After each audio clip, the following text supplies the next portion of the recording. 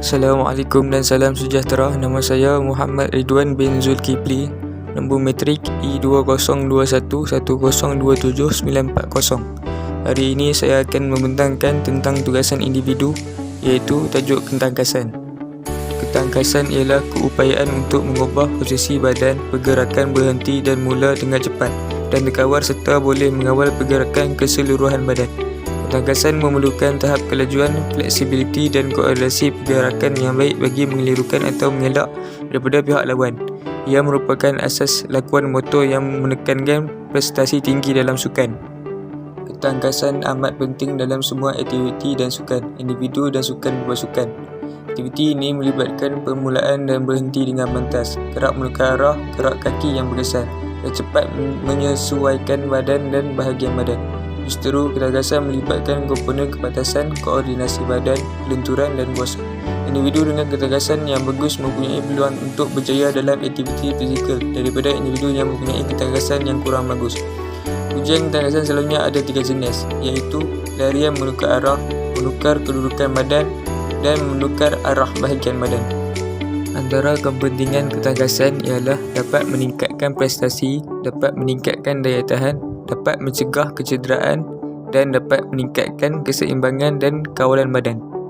Terdapat beberapa contoh ujian ketangkasan, iaitu ujian lari ulang-alik, ujian larian 4 penjuru dan ujian T-test.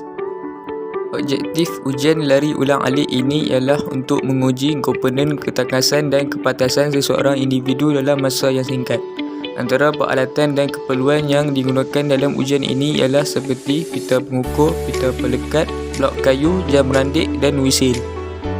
Prosedur untuk ujian ini ialah peserta mestilah berdiri di belakang garisan permulaan. Apabila wisil dibunyikan, peserta lari ke garisan 20 meter.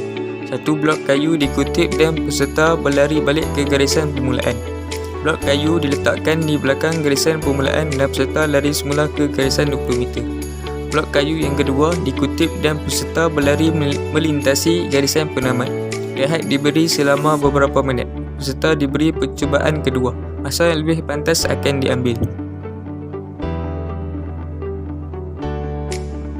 Objektif ujian T-test ini dijalankan ialah untuk menguji ketangkasan atlet dalam menukar arah termasuk larian hadapan, sisi dan belakang. Peralatan dan keperluan yang digunakan dalam ujian ini ialah seperti permukaan rata yang tidak licin, pita ukur, 4 kon, jam randik dan pembantu.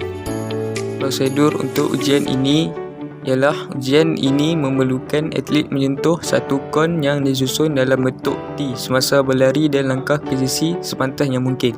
Atlet memanaskan badan selama 10 minit. Pembantu meletakkan 3 kon dalam satu baris A, B, C yang jarak antara setiap kon adalah 5 meter. Kon keempat D diletakkan 10 meter dari kon tengah B yang menjadikan keempat-empat kon membentuk huruf T.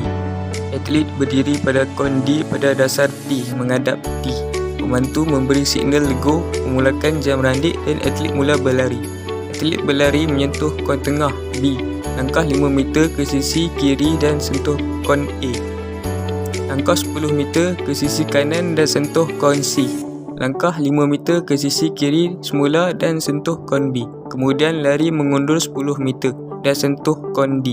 Jurulatih menghentikan jam randik dan merekod masa ketika atlet menyentuh kon D di penghujung ujian. Objektif ujian larian 4 penjuru ini dijalankan ialah untuk bergerak ke 4 penjuru dengan pantas dan efisien.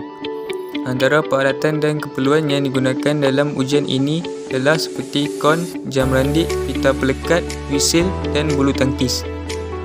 Prosedur untuk menjalankan ujian larian 4 penjuru ini ialah peserta berada di tapak permulaan. Apabila isyarat mula diberikan, peserta akan bergerak ke 4 penjuru untuk menguis dan menjangkau bulu tangkis yang terletak pada 4 sudut gelanggang. Ulangi pergerakan di atas sehingga semua bulu tangkis telah dikuis. Setelah tamat, pelajar akan balik ke tempat permulaan. Masa akan diambil bagi setiap ulangan. Ini sahaja untuk pembentangan saya. Sekian, terima kasih.